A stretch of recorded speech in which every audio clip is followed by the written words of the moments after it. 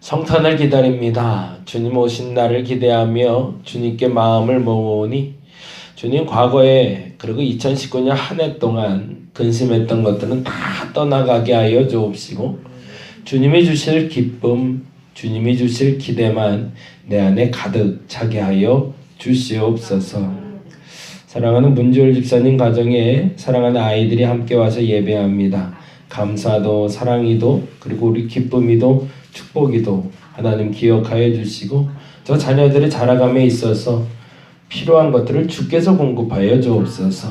부모의 손을 통해서 그리고 다른 이들의 손을 통해서 그리고 하나님의 방법으로 저들에게 공급하여 주시사 영적으로나 육적으로나 강건하게 하여 주시고 어느 곳에 있든지 쓰임받기에 합당한 당신의 아이들이 되게 하여 주시옵소서. 이 새벽에 함께 기도할 수 있는 자리로 불러주시니 감사합니다. 저들을 축복하여 주시고 함께하여 주옵소서. 오늘 이 자리에서도 기도하기 원하여 하나님을 만나기 위하여 소망을 가지고 나온 이들, 문제를 해결하기 위하여 주께 간구하는 이들이 있습니다. 하나님, 나이가 있는 사람부터 나이가 어린이까지 모두가 한 목소리로 주님께 외칠 때 그 기도가 주님 앞에 응답되게 하여 주시옵소서. 참 감사합니다. 고마우신 예수님 이름으로 기도드렸습니다. 아멘, 아멘. 오늘은 사도행전 21장에 있는 말씀 같이 봅니다. 21장 27절에서 36절까지 말씀인데요.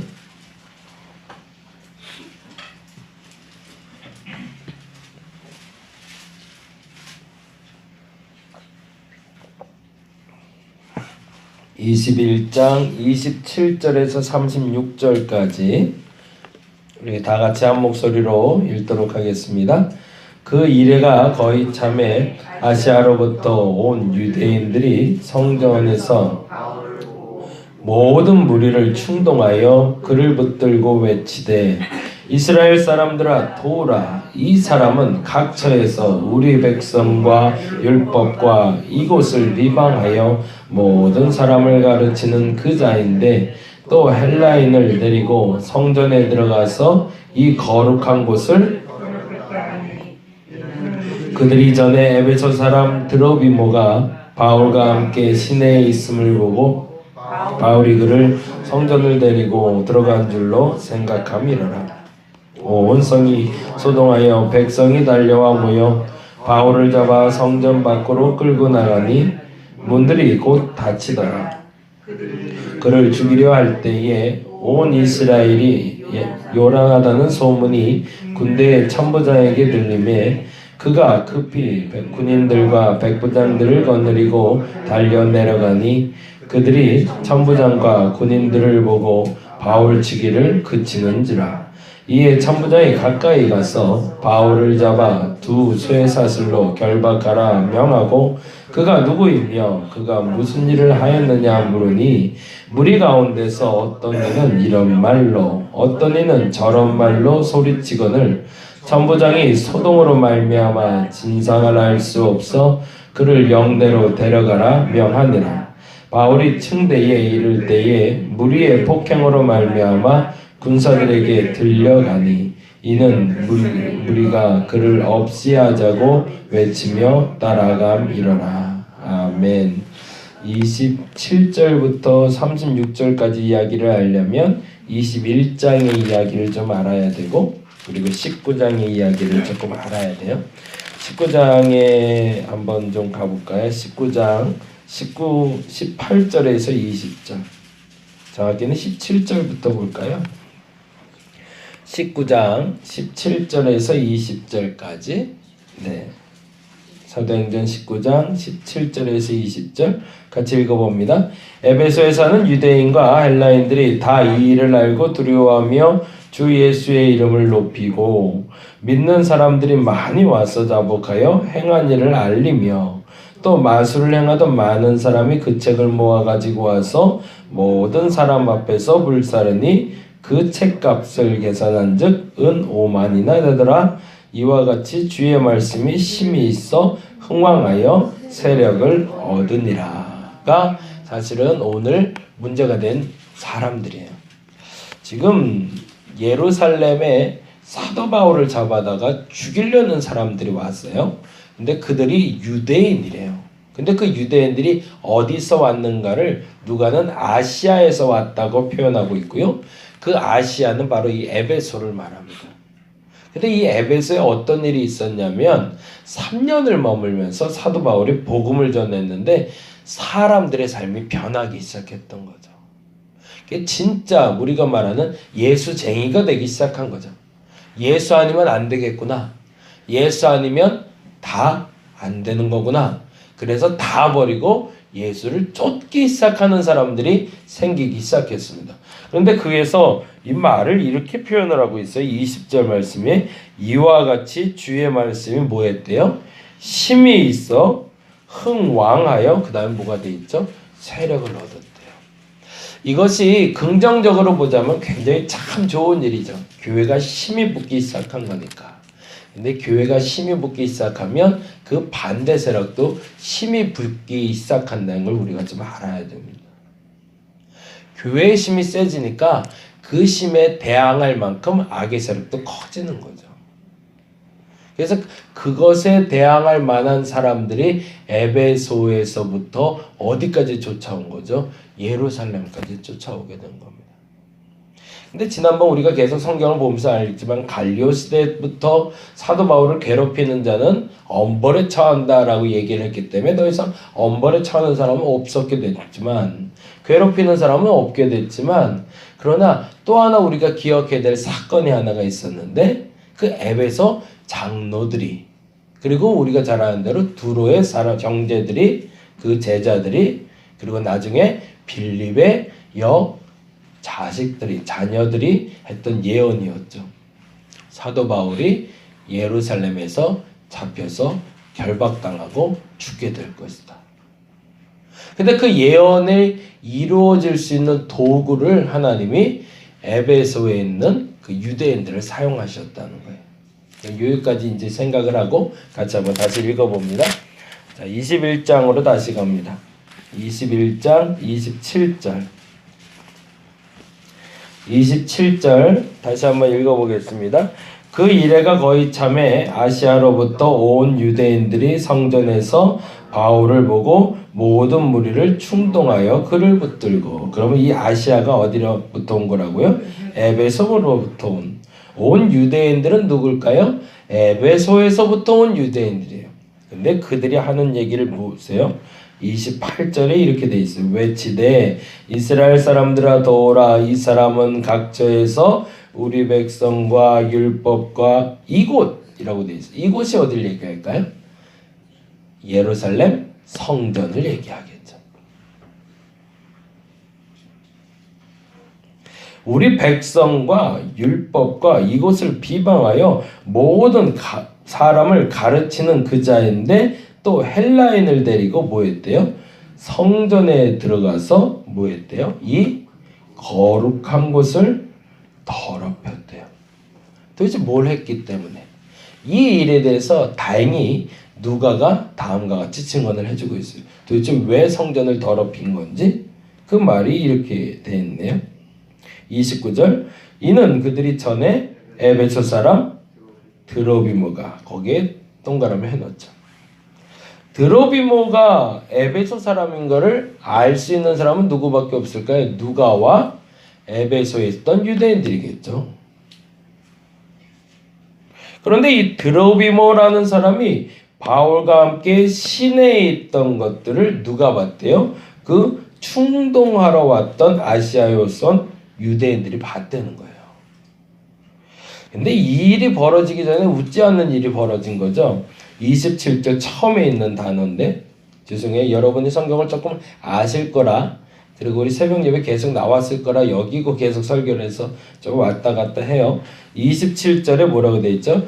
그 이래가 거의 참회라고 돼 있죠. 이래가 찼다는 건 뭘까요? 이거 이제 지난주에 생각을 좀 해보셔야 돼요.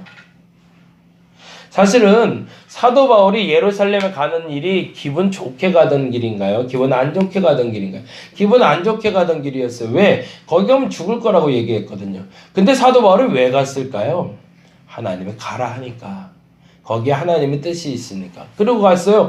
그리고 첫 번째 만난 사람이 누구냐면 예루살렘의 지도자들이었어요. 야고보와 예루살렘 지도자들을 만나는데 첫 번째 성경보고를 하니까 좋아하기는커녕 그것에 대해서 아이 네가 그렇게 잘했어. 우리도 조금 잘했는데 라고 얘기하며 한다는 소리가 우리 유대인들 중에 믿는 사람들이 네가 이방에 가서 전하는 것처럼 우리도 수만 명한테 복음을 전해놨는데 그들이 너를 별로 안 좋아해. 왜 안 좋아하는지 아냐? 네가 자꾸 이상한 소리 하는데 율법도 안 지키면서 예수 전한다고 그러니까 그 오해를 좀 풀어보자.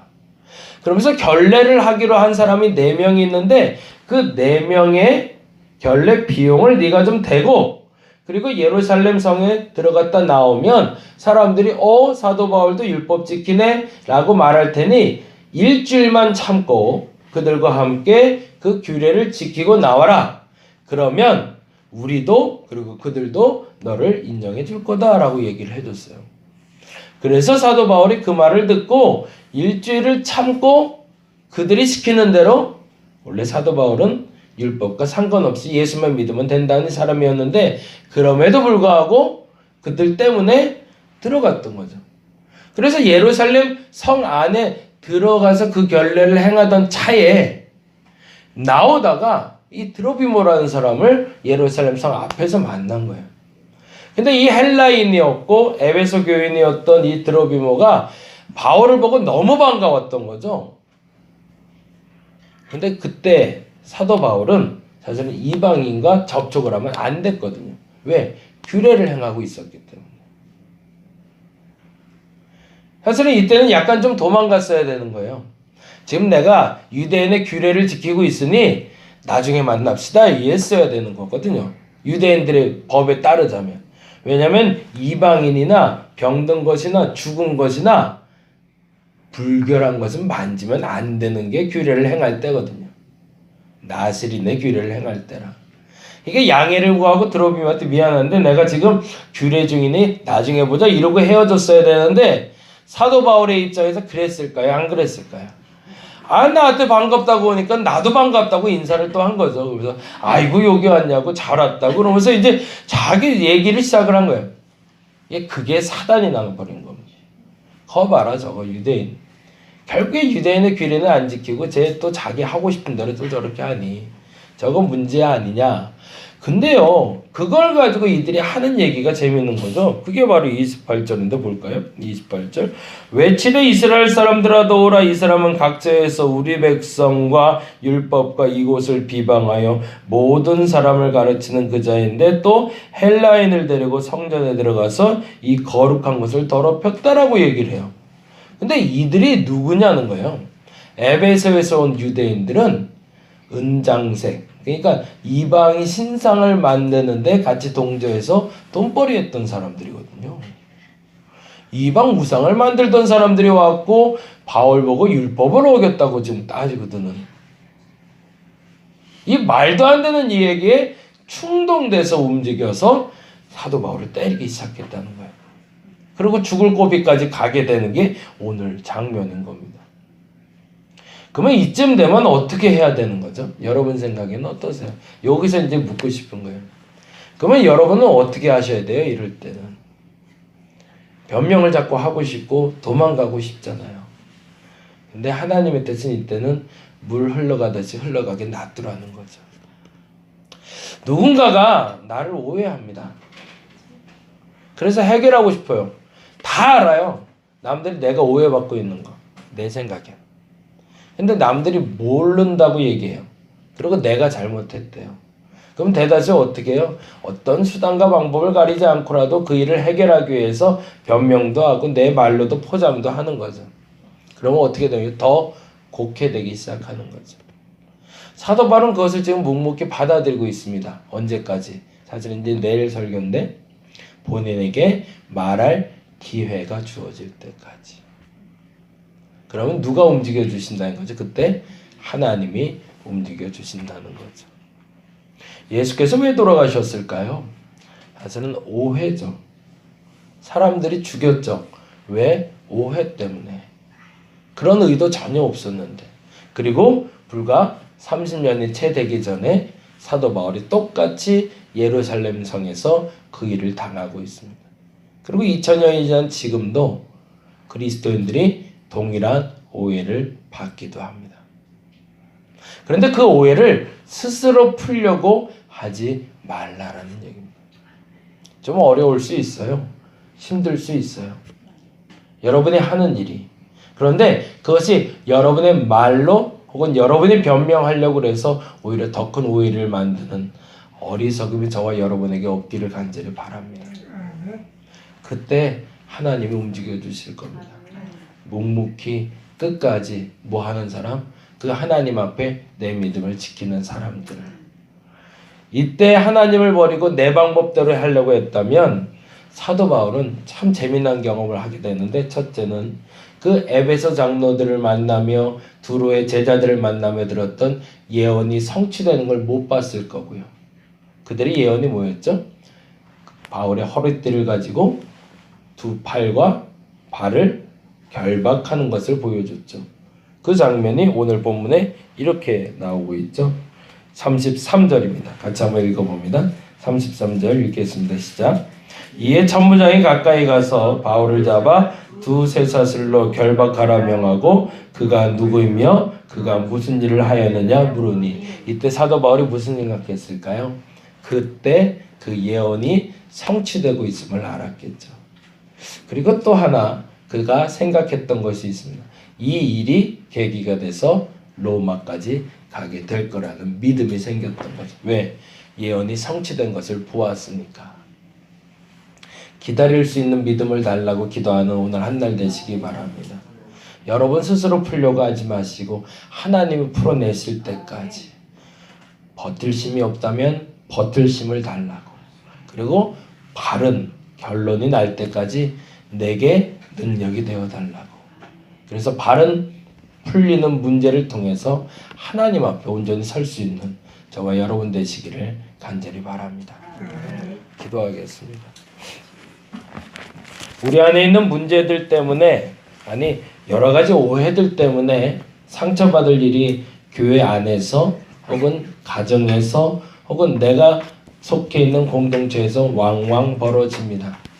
그래서 이렇게도 변명해보고 저렇게도 변명해보고 이렇게도 풀어보려고 그러고 저렇게도 풀어보려고 그러는데 안 풀립니다. 도저히 풀려가지는 않습니다. 그때는 하나님이 푸셔야 됩니다. 그때까지 기다리는 겁니다. 그 기다림에 지치지 않도록, 힘들지 않도록 나를 지켜주시옵소서. 우리는 이제 이렇게 기도해야 됩니다. 하나님, 이 문제에 대해서 하나님밖에 없사오니 하나님이 해결해 달라고. 그리고 그 해결되는 과정 가운데 내가 지치지 않고 내 믿음을 지키게 해달라고. 그렇게 기도하며 그 문제를 하나씩 풀어가는, 그래서 바른 방법으로 하나님의 방법대로 풀어갈 수 있는 저들 되게 하여 주옵소서.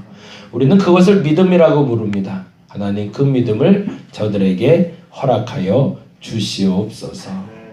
감사합니다. 고마우신 예수님 이름으로 기도드렸습니다. 다 같이 기도하고 돌아가도록 하겠습니다.